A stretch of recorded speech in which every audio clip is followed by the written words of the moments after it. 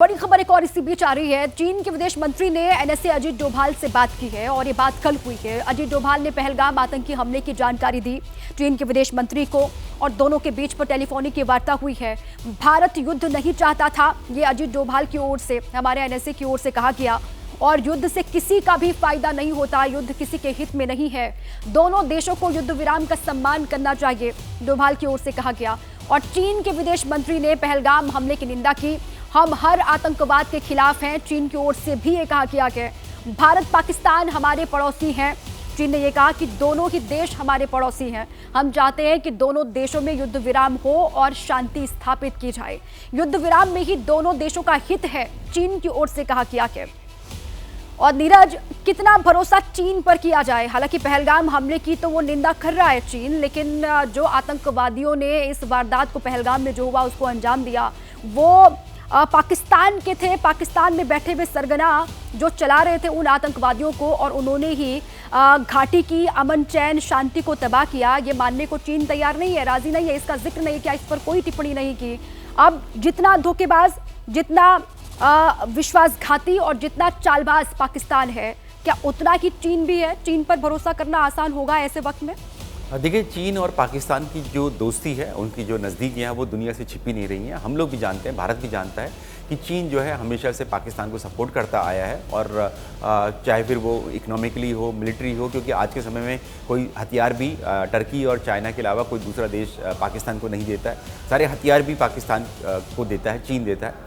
जो जितना air defence system है पाकिस्तान का, वो सारा चीन का ही है, चीन का ही दिया हुआ। इकोनॉमिकली हम लोग देख रहे हैं, सी पैक जो चाइना पाकिस्तान इकोनॉमिक कॉरिडोर है वो चाइना पूरा बना रहा है, तो फंड्स भी देता है, लोन्स भी देता है।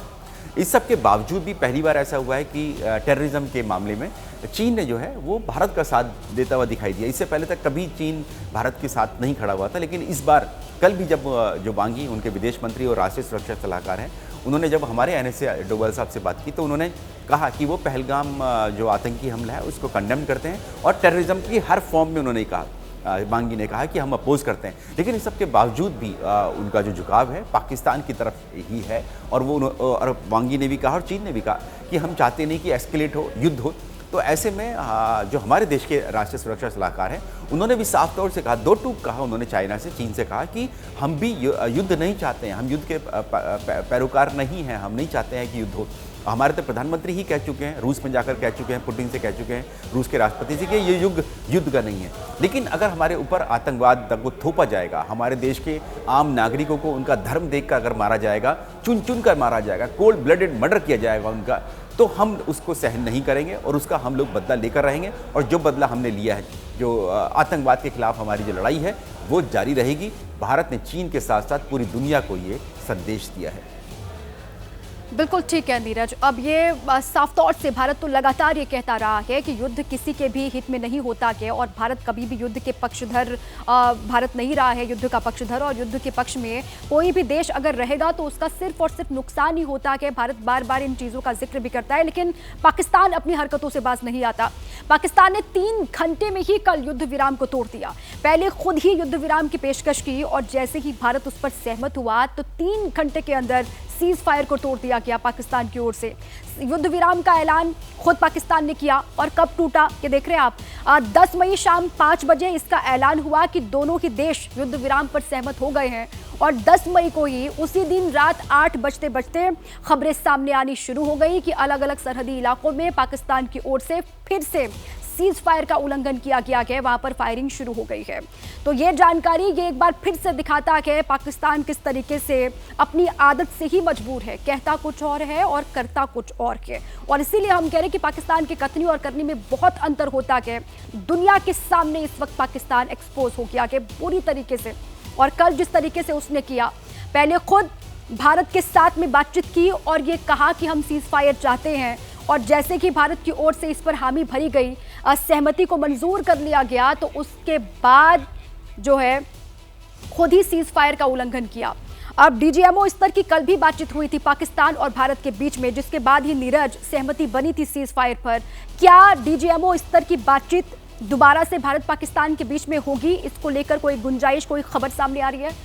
बिल्कुल। देखिए, दीपा, जो कल हुई थी डीजीएमओ लेवल की बातचीत, खुद पाकिस्तान के जो डीजीएमओ उन्होंने ही रिक्वेस्ट किया था कि वो बात करना चाहते हैं। उसके बाद ये बातचीत हुई और उसके बाद ही दोनों देशों के जो डीजीएमओ हैं, director general of military operations, उनके बीच में सहमति बनी कि अब युद्ध विराम कर देना चाहिए। तो हुआ दरअसल ये जो डीजीएमओ लेवल की बातचीत जो होती है, ये हर मंगलवार को होती है, दोनों देशों के डीजीएमओस के बीच में होती है। क्योंकि हमने वर्ष 2021 में भारत और पाकिस्तान दोनों ने युद्ध विराम समझौता कर लिया था। उसके बाद से एलओसी पर कोई फायरिंग की घटना नहीं होती थी।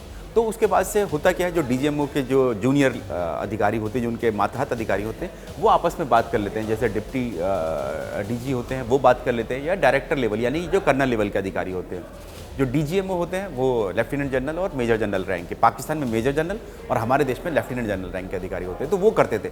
अब जो होगी अगली मीटिंग जो होगी वो मंगलवार को, इस जो अभी कमिंग मंगलवार है, उसको होगी और उस दौरान भी ये बातचीत की जाएगी। देखा जाएगा कि जो हमने शनिवार को हमने युद्ध विराम समझौता किया है उसको क्या फॉलो किया जा रहा है, और अगर नहीं किया जा रहा है तो उसको लेकर अपने अपने ऑब्जेक्शंस, यानी भारत जो अपने ऑब्जेक्शन देगा कि आपने जब 5 बजे शनिवार को कहा था कि ये युद्ध विराम समझौता हम लोग लागू करते हैं एक बार फिर से, तो फिर क्यों युद्ध विराम उल्लंघन हुआ, गोलीबारी क्यों हुई, तो उसके ऑब्जेक्शंस होंगे। और ये निरंतर चलने वाली प्रक्रिया है जब तक कि दोनों देशों की सरकार ये मान ना ले, उनको लग ना जाए कि अब हमें बातचीत नहीं करनी है, तो वो बातचीत नहीं होगी। लेकिन हर मंगलवार को डीजीएमओ दोनों देशों के बात करते हैं। बिल्कुल। और कल भी नीरज ये कहा गया कि अमेरिका की मध्यस्थता के बाद, और अमेरिका क्या उसके साथ साथ सऊदी ने जिस तरीके से मध्यस्थता की खबर सामने आई, और ईरान की ओर से भी इस पर पेशकश की गई, कोशिश की गई, और ये कहा गया कि तभी जाकर के पाकिस्तान सीज फायर की पेशकश कर रहा है। तो कल सीज फायर का उल्लंघन करके एक बार फिर से नीरज, पाकिस्तान ने तो किसी की नहीं सुनी और ये हैरान कर दिया अमेरिका को भी, सऊदी को भी और ईरान को भी, सीज फायर का उल्लंघन करके। और यही तो करता आ रहा है पाकिस्तान, वो किसी की नहीं सुनता सिवाय अपनी सेना के। नीरज, बिल्कुल आपने ठीक कहा कि ये जो जितने भी हो रहे हैं युद्ध विराम उल्लंघन हो रहे हैं, इसको आप देखना होगा। और जितनी भी फॉर्मेशंस हैं, आज बीती रात की 10 बजे के बाद तो बंद हो गया था, लेकिन रात में तो कहीं कोई सीज फायर का उल्लंघन नहीं हुआ। उसको लेकर जो सेना मुख्यालय है, आर्मी हेडक्वार्टर है, वो पूरी रिपोर्ट लेता है लोकल फॉर्मेशन से कि कहाँ पर किस फॉर्मेशंस में ये कोई फायरिंग की घटना तो नहीं आई। उसके बारे में सुबह 8 बजे तक साफ हो जाएगा, 7-8 बजे तक, कि वाकई में कोई घटना हुई है या नहीं हुई है युद्ध विराम उल्लंघन की।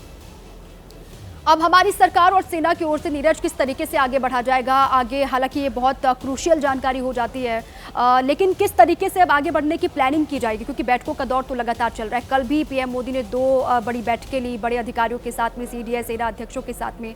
अब किस तरीके से हमारी सरकार आगे बढ़ेगी, क्योंकि पाकिस्तान पर भरोसा करना नामुमकिन सा लगता है, अब ये पूरी दुनिया जान चुकी है।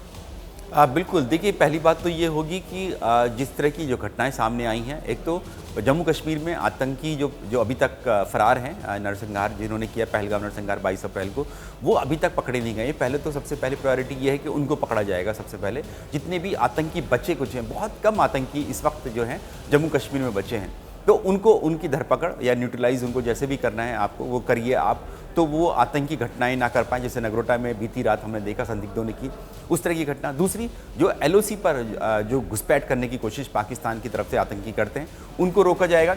और साथ ही अब जो नया खतरा भारत के सामने आया है इस दौरान, जो 22 अप्रैल के बाद यानी 6-7 मई के बाद जो तनाव बढ़ा कि ड्रोन्स का अटैक्स का, जो पाकिस्तान की तरफ से, पाकिस्तान ने हमास की तर्ज पर और रूस यूक्रेन युद्ध में जिस तरह से यूक्रेन ने रशिया पर ड्रोन से अटैक किया, उसका खतरा बहुत बढ़ गया है। उन सब के लिए अपनी कमर कसनी पड़ेगी, थल सेना को भी और वायुसेना को भी, क्योंकि एयर स्पेस की सुरक्षा की जिम्मेदारी वायुसेना के पास है, यानी भारतीय वायुसेना के पास है। तो वो अलर्ट रहेंगे हमेशा। जो हमारी मिसाइल सिस्टम है वो अलर्ट रहेंगी कि कहीं भी किसी भी तरीके से कोई भी मिसाइल जो है वो हमारी एयर स्पेस का उल्लंघन ना करे, हमारे देश के अंदर भीतर ना घुस पाए। उसके लिए हमेशा अलर्ट रहना पड़ेगा और ये हमें लगातार रखना पड़ेगा, क्योंकि हालांकि निर्देश दिया जा चुका है सेनाओं को, लेकिन इस सब के बावजूद भी कमर कसकर रखनी होगी कि पाकिस्तान की तरफ से कोई दुस्साहस, चाहे वो आतंकवाद के रूप में या फिर ड्रोन अटैक्स के तौर पर, वो ना हो पाए। और एक बार उन लोगों के लिए भी जानकारी, नीरज, जो बॉर्डर वाले इलाके हैं, वो गुजरात के हों, वो राजस्थान के हों, जम्मू कश्मीर के हों, पंजाब के हों, वहाँ के लोगों के लिए जो एडवाइजरी सरकार की ओर से या फिर प्रशासन की ओर से जारी की गई है, वो फिलहाल वो लागू रहेगी उन इलाकों के लिए जहाँ पर वो घटनाएं देखी गई थी। कल शाम तक पाकिस्तान की ओर से फायरिंग वहाँ पर हुई थी, ड्रोन अटैक किए गए थे। तो उन इलाकों में जो एडवाइजरी है, जो आदेश सरकार की ओर से जारी किए गए हैं कि एहतियात बरतना है, रेड अलर्ट है, शाम होती ब्लैकआउट कर देना है, अब जब तक कोई नई जानकारी सामने नहीं आती है तब तक उसी पुराने आदेश को ही फॉलो करना होगा उन इलाकों के लोगों को। देखिए, ये सरहदी जो इलाके हैं, वहाँ पर जो रहने वाले लोग हैं, वाकई में वो एकदम डेंजर जोन में रहते हैं। और देखा हमने पिछले 3-4 दिन में किस तरह से ड्रोन्स के ज़रिए जो अटैक्स किए गए, जो एलओसी के करीब रहते हैं जो लोग हैं, गांव वाले जो लोग हैं, कश्मीर घाटी से सटे, कश्मीर घाटी में एलओसी सटे हुए लोग, उनके ऊपर फायरिंग भी होती है, गोलाबारी भी होती है। पुंछ इलाके में कितनी ज़बरदस्त फायरिंग हमने देखा, नुकसान भी हुआ वहाँ पर। हमारे 18 लोगों की जान चली गई इस फायरिंग में पाकिस्तान की तरफ से। तो उन लोगों के लिए ये जो गाइडलाइंस हैं जो सरकार ने जारी की हैं, ये अभी फॉलो करनी होंगी उनको, और ये जारी रहेंगी। क्योंकि देखिए, फायरिंग का कभी नहीं पता आप पाकिस्तान की तरफ से कब हो सकती है, सायरन कब बज सकता है, ब्लैकआउट कब हो सकता है। इन सबको ये न केवल सरहदी लोगों को, सरहद के लोगों को, यहाँ तक कि जो दिल्ली में रहने वाले लोग हैं और देश के जितने भी शहर हैं, गाँव हैं, उन सबको भी ये फॉलो करना चाहिए। सरकार की तरफ से जैसे ही कोई सायरन बजता है या ब्लैकआउट होता है तो सुरक्षित स्थानों पर चले जाना चाहिए, और जो जो दिशा निर्देश दिए गए हैं उनको फॉलो करना चाहिए। बिल्कुल ठीक है, जो गाइडलाइंस जारी की गई हैं सरकार की ओर से वो फिलहाल लागू रहेंगी उन बॉर्डर वाले इलाकों के लिए।